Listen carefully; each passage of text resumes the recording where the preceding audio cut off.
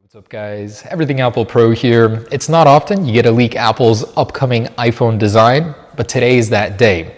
In collaboration with Max Weinbach, I'll be sharing with you the iPhone 12 Pro Max, the 6.7-inch flagship design. It's pretty much exactly what we expected it to be, but there are many little key differences between the 11 Pro Max and this device, which I did not foresee. So let's get into those details. There's so much here. First off, I want to say after SLS printing this, I spent some time with it comparing it to the 11 Pro Max series.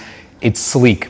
This is in every way an evolution for the iPhone design, and after handling it, it feels amazing. I mean, this device just feels futuristic thanks to a huge reduction in bezels, a massive camera, and a smaller notch. There are so many little things on the design I did not foresee Apple doing, and I'd like to cover all of those in this video. Now, I had so many leaks to share that I had to split this video up in two, and this weekend we'll be doing another exclusive on the features and more in depth on the camera and displays, including ProMotion or 120 Hz refresh rate leaks. So stay tuned for that. And in this video, I'm announcing a giveaway for 3 new iPhone SE models to celebrate that launch. What an amazing device. So first off, I 3D printed it, SLS printed it to get the detail out, and comparing it to the 11 Pro Max, I was pleasantly surprised with just how futuristic it feels. In no way was the square housing uncomfortable or digging into your palm like I thought it would be. This is pretty much the design of the iPad Pro in the iPhone. And Bloomberg just reported that the iPhone would be very iPad Pro-like. I can confirm without a shadow of a doubt that that is true. So where did this CAD originate from? Apple would love to know, but Max Weinbach's source works with accessories, and it's pretty standard issue to receive this CAD around this time. Unclear how, from where, but this is legitimate. John Prosser also chimed in saying, yes, this is the real deal. Now, Max Weinbach does warn us that it's 70% complete. This gives us an idea of how the body, the frame will look, the general camera size and positioning, and the notch here is not 100%. So the CAD itself came with the same existing size notch, but some recent leaks from Max Weinbach's source gave us the information to fill in there, and I'll kind of talk about why the shape is the way that it is. Far from confirmed. There was a report back in January by Makita Kara which detailed the iPhone 12 Pro Max and gave us some specifications. The size of the lens was growing, the body was 7.4 millimeters, and this CAD confirms that. In fact, it's more than likely that they had these CADs back in January and we just now got access to them. So yes, it is 7.4 millimeters, it's thinner than an 11 Pro Max, and you certainly feel it. It is just a little bit of a larger device, slightly taller and slightly wider, 78 millimeters versus 77 of the 11 Pro Max. The display to body ratio is higher now. The bezels are 0.9 millimeters thinner, meaning it has a much more futuristic look. The entire phone is larger now. It's a 6.7-inch display, so it definitely feels massive. I mean, there's a huge presence to it. The source also confirmed the camera layout on the rear. That iOS 14 glyph that we saw earlier, it's true. They confirmed that is the actual layout. Now, the sizing and spacing of the lenses is not completely correct, but the overall lens is different. First off, it's about 5 millimeters larger in length and width, and it's now a perfect square compared to the 11 Pro Max, which is a slightly elongated rectangle. The bottom right module is a LiDAR sensor, although Apple is testing out a version where the LiDAR sensor sits on the top right. Now, alongside that CAD model, there was a separate model. Apple is still not done finalizing the design, so we could see some shift here, but Apple is looking into 2 separate prototypes. The other model had a notch that wasn't as tall, but was as wide as current notches on the iPhone. And this notch that you're looking at in our design, so the curvature of the notch has actually changed. In the prototype, the notch was the same width, but the curvature was different. Then this source obtained information that the notch would be shrinking. It would be just a little larger than the OnePlus 6 notch. So as a point of reference, that's how large it could be, slightly larger, and we've adjusted the CAD to feature that notch. So the notch, not confirmed. We know roughly how large it could be, not the curvature. This curvature was on the original CAD notch, so we used it in this smaller version. Now, it's too early to say whether or not the entire lineup will have a flat-edged chassis, although in Bloomberg's report, they mentioned that at least 2 models will, the 12 Pro series. We don't know about the 12 non-Pro yet. Now, the glass is completely flat. Gone is 2.5D glass where the edge is wraps into the rounded frame. This glass is almost completely flat with a very subtle curve on the edges when you get in real close. The glass itself sits slightly above the frame, 0.08 millimeters, very similar to that of the iPad Pro right now.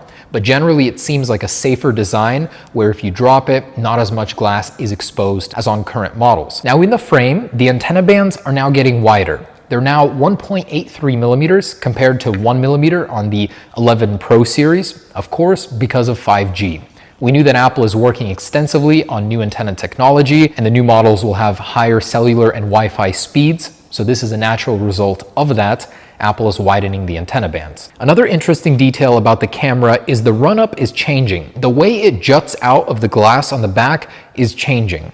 So the lenses on the current 11 Pro protrude much more than they will on the iPhone 12 Pro series. Those will be almost the new iPad Pro-like, where the lens itself sits closer to the glass. They don't jut out as much, but the overall lens run-up will jut out more. Here's a very crude graphic to show you that. So as you can see, the 11 Pro Max run-up slightly less, not as tall, but the 12 Pro one is taller, but the lenses themselves do not protrude as much. This, coupled with a larger lens, means that camera has quite a presence on the back, and it's a very even looking design. I honestly like it, but we got one thing wrong in our concept, so disregard this. The LiDAR sensor will likely have an aesthetic ring like the other lenses. We don't portray that in our renders right now, and our next exclusive renders will show that. It'll likely be slightly raised for a more even look on the lens. And it's possible we made the lenses slightly too large in our concept. We don't know how much larger they're getting, but likely about 1 to 2 millimeters larger. We'll work on the spacing. Again, this CAD was only 70% complete. The rest we're filling in with the source's information. Now, I assume the smaller 6.1-inch Pro model will have the same large camera, but until we see that in the CADs, we cannot confirm it. Also, the mute switch, likely not going to be a vertical mute switch as Ben Geskin predicted earlier. So that one, as nice as it is on the new OnePlus series, will likely not be happening. Another interesting tidbit is the power button now sits lower. The phone overall is growing in size, so it makes sense that Apple is positioning the buttons slightly lower than the 11 Pro Max. This is a comfort move. I do like it. Now it gets even stranger. The SIM card tray, yeah, that's been relocated to the other side of the phone. Now, unclear why this is happening, we can assume that the logic board is getting moved to the other side of the phone.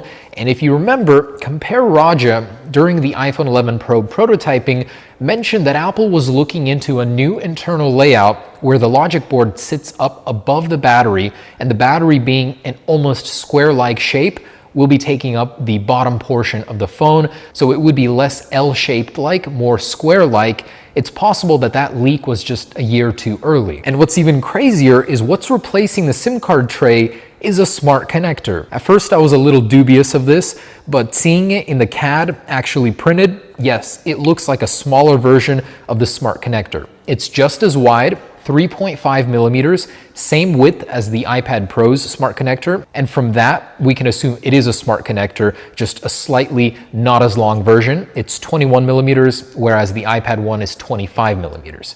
Why would Apple add a smart connector to an iPhone? We don't know. We heard rumors long ago that Apple was working on an Apple Pencil for an iPhone or Apple Pencil compatibility. Of course, in its current state, it would not support an Apple Pencil as the power button would intrude on that charging. But it's possible Apple could be working on a slew of other accessories and other uses for a smart connector on the side of an iPhone. Interesting. And this CAD model has one less speaker hole on the right side speaker grill versus the 11 Pro Max, something Makatakara reported on, saying the speaker grill would be more uniform on the 2020 lineup. And speaking of speakers, Max Weinbach's source reports that this year's iPhone will be getting better speakers. They'll be 10 to 15% louder with better dynamic range. Something I'm very much looking forward to, as the speakers have not been getting louder lately. They've been getting deeper, better audio, but not louder. So this is good news. And of course, the Lightning port remains. Apple is not going to USB-C. Like we heard earlier, they're jumping straight to a portless future, and that's why AirPower must come back. And a question I have for the engineers out there, I personally think that this would make a difference, but a squared design seems more logical for Apple going forward. It seems easier if Apple really is all about miniaturization and getting the most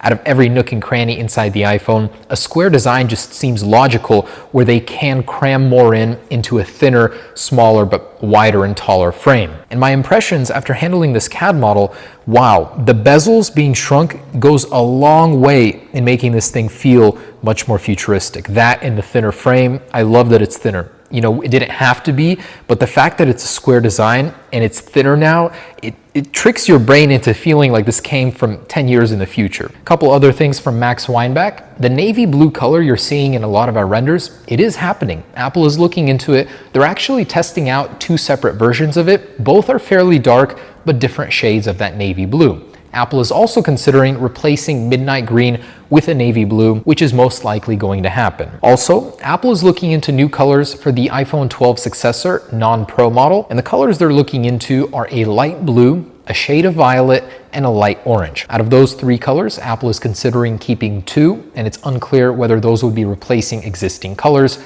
I'd assume so. So let me know what you think of that design. Personally, I love it. That filleted iPad Pro design on an iPhone needed to happen long ago, but it's the perfect design to herald the new age of 5G in an iPhone. Also, we should know more with the next set of CADs. Remember, these are old from January of 2020, so there will be more changes in the more finalized CADs we'll be sharing in the future. And the last bit from Max Weinbach, that feature discovered in iOS 14, apparently Apple is trying to bring it to all car manufacturers, or at least more. Right now, they're working with BMW, which is why we saw the i8 in the iOS 14 leak, and they're even working with Tesla, but Tesla is being prickly about it. Come on, Elon, we want this feature on our iPhones. Native integration would be sweet. Oh, in iOS 13.4.5, Beta 2 was dropped. One notable change is that new feature when sharing a song from Apple Music to Instagram Stories now includes a direct link to visit that song in Apple Music. Apple is getting smarter, trying to get you to subscribe to Apple Music through features. Genius. Okay guys, this has got to be the craziest Apple leaks I have ever done. I've never shared a design on my channel that hasn't been seen elsewhere, but this is the iPhone 12 Pro. It's not fully detailed, fully accurate, but this is the overall design. Thanks for watching guys. Stay tuned for part 2.